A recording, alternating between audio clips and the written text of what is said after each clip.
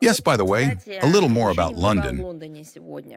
For about a month now, we have been noting a consistent buildup by Britain of aggressive and belligerent attacks directed at Russia. On a systemic basis, we are being portrayed as some kind of direct and obvious threat to the security of the United Kingdom and its allies.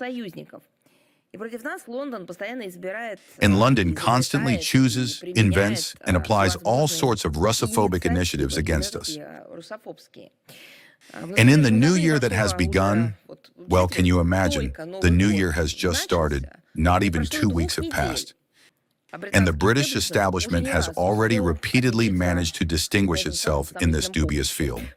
In particular, on January 6th, in Paris, on the sidelines of the gathering of the so-called Coalition of the Willing, as they call themselves, the British Prime Minister, Keir Starmer, together with the President of France and the head of the Kiev regime, signed a declaration of intentions providing for the deployment in Ukraine of certain multinational forces, which in essence are Western occupation troops, allegedly, as it was said, to ensure future peace agreements. Who would believe them? Well aware of the unacceptability of such a scenario for Russia, the British are using it as yet another instrument to undermine the peace process involving the United States and to continue hostilities until the last Ukrainian. We would like to warn that in the event of attempts to implement the criminal plan involving the so-called Coalition of the Willing, responsibility for the lives of subjects of the United Kingdom will rest entirely with London. Our position is unchanged and well known. Any foreign contingents in Ukraine will be regarded as legitimate targets for the armed forces of the Russian Federation. The British component will not be an exception. On January 7th, the British Secretary of State for Defense, John Healey, during a speech in the country's parliament, publicly acknowledged London's involvement in the unlawful detention by the United States of the Russian tanker Marinara in the North Atlantic. He presented it in such a way that, at Washington's request, London provided large-scale assistance in this operation by transferring aerial reconnaissance data to the U.S. and by deploying a British Royal Navy supply ship.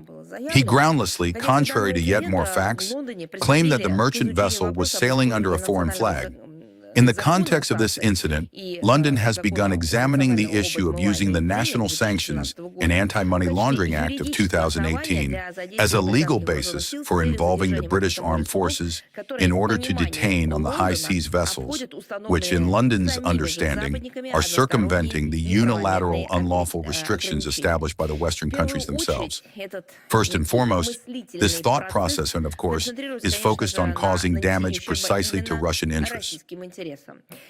The implementation of such aggressive intentions will be regarded as a direct violation of the provisions of the 1982 United Nations Convention on the Law of the Sea, the preservation of which the British themselves so zealously advocate.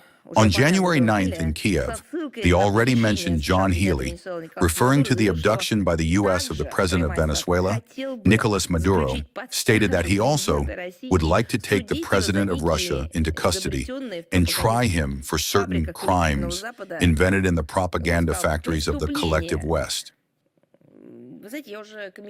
You know, as I have commented earlier, we regard these statements by the British minister as his personal and inadequate fantasies, which unfortunately once again gives rise to thoughts about the shoddiness of the material from which many contemporary Western politicians are fashioned.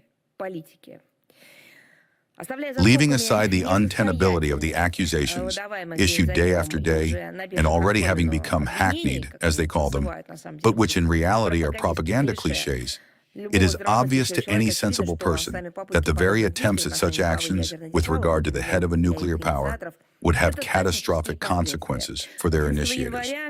On January 11th, the same John Healey, in the context of countering Russian aggression, announced the development by the British, for the needs of the armed forces of Ukraine, of new high-precision ballistic missiles Nightfall, with a range of over hundreds of kilometers, resistant to electronic warfare. In this connection, we would like to note that the possible use by the Kiev regime of such and any other missile weapons deep into the territory of Russia only brings closer the moment when London will be declared a direct party to the conflict, with all the ensuing measures of retaliatory counteraction. We suspect that this British fountain of anti-Russian initiatives is far from exhausted. Of course, the London establishment cannot but be aware of the limitations of an obviously biased and overtly aggressive course, especially in the long term. But the problem is that the exploitation of the myth of an omnipresent Russian threat has become for the elites of this country more than just an instrument for implementing dubious geopolitical ambitions. It is also a domestic political lightning rod amid growing public discontent and polarization in the United Kingdom. Instead of dealing with complex migration and socioeconomic troubles, it is much easier to indiscriminately blame all their woes on Russia. On the international plane, the British are attempting to divert the Western camp from internal disputes over the Greenland issue and once again to mobilize Europe for a long-term struggle against Russia. At the same time, it is precisely the Ukrainian project on which they are placing the main emphasis in such destructive efforts. British political technologists cannot in any way come to terms with the successes of our country in the course of the actions currently being carried out within the framework of the special military operation and are resolutely set on maximizing the prolongation of the conflict in the hope of eventually wearing Russia down wherever possible. Such a policy of the British leadership is not only damaging in its short-sightedness, but also cements, in the eyes of the states of the global majority, the image of this country as a source of instability and an instigator of conflicts, bringing to mind images from the colonial imperial past of foggy Albion that resonate with the present day. We call on the British authorities to abandon the course toward international tension and to return to the framework of respectful, equal-footed, if they still remember what that is, interstate dialogue, having recognized their responsibility for preserving the foundations of the post-war world order, to the formation of which London at one time, in cooperation with our country, made a notable contribution as one of the powers victorious over Nazism and as a permanent member of the UN Security Council.